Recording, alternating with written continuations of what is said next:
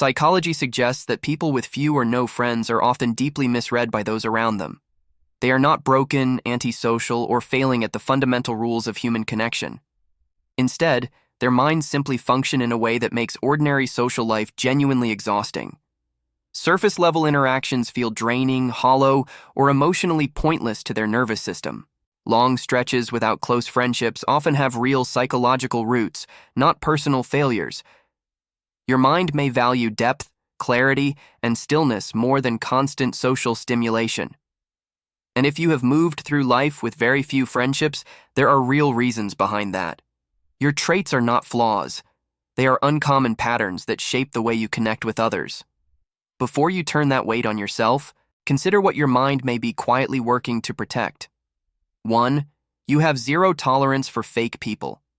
If you have few or no friends, you likely cannot tolerate inauthentic personalities anymore.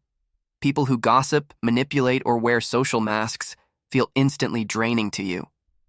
As self-awareness grows, your tolerance for surface-level or dishonest behavior drops sharply. You would rather sit alone in complete silence than endure conversations that feel rehearsed or performative. Most social circles are filled with people who smile warmly while concealing their true intentions. Your brain registers these inconsistencies immediately and shields you from that emotional noise.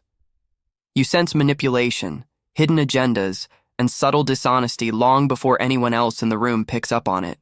This is not antisocial behavior. It is your nervous system protecting your inner peace. You keep your circle small because your well-being matters more than social performance. And for you, authenticity is not optional. It is the only real foundation for genuine connection. 2. You prefer depth over quantity. People with few friends are not running from relationships.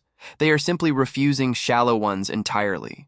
Your mind naturally gravitates toward depth, meaning superficial conversations feel genuinely empty to you.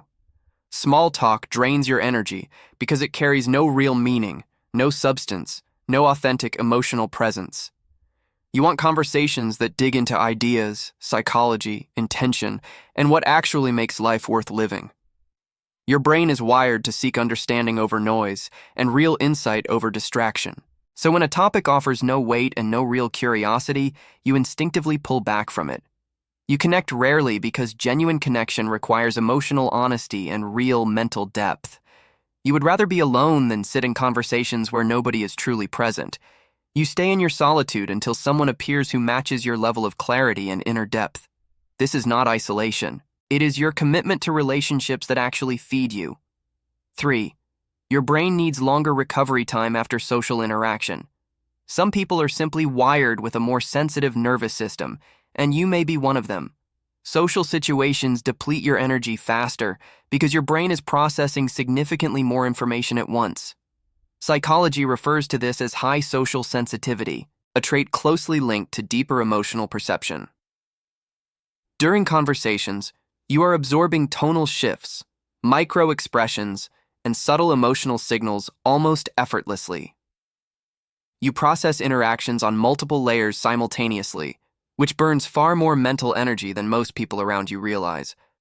This does not mean you dislike people. It simply means that each interaction costs you more than it costs others. While extroverts feel energized by company, your mind only becomes quiet again in solitude.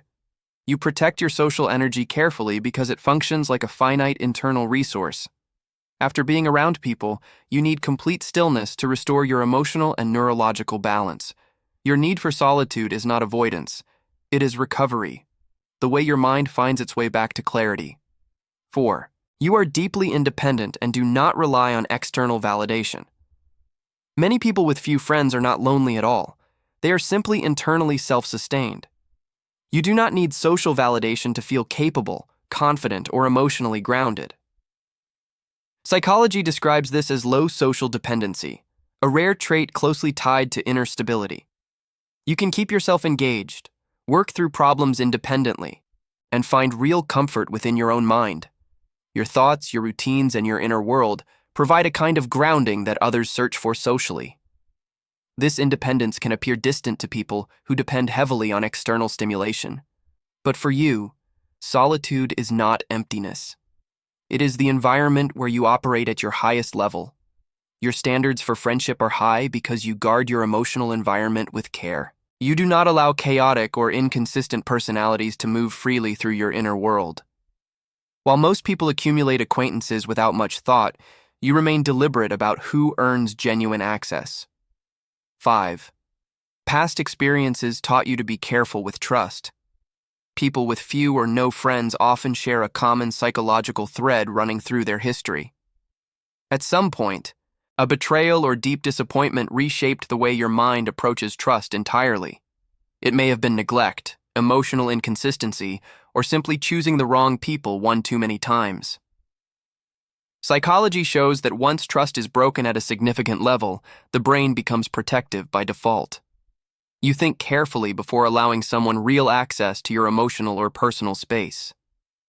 You observe for longer, listen more closely, and quietly test people before letting them move any closer to you.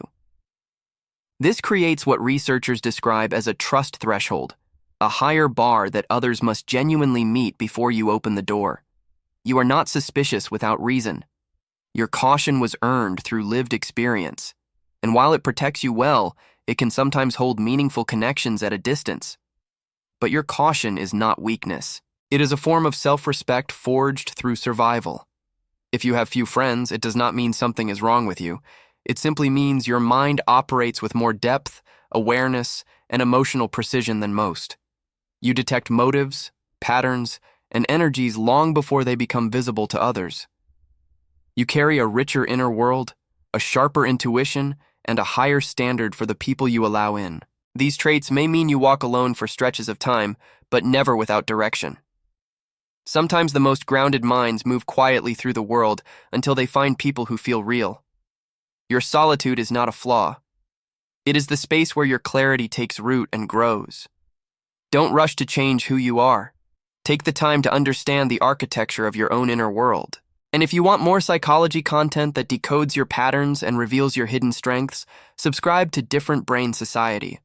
Not for the algorithm, but for the version of you that is committed to deeper self-awareness every single day.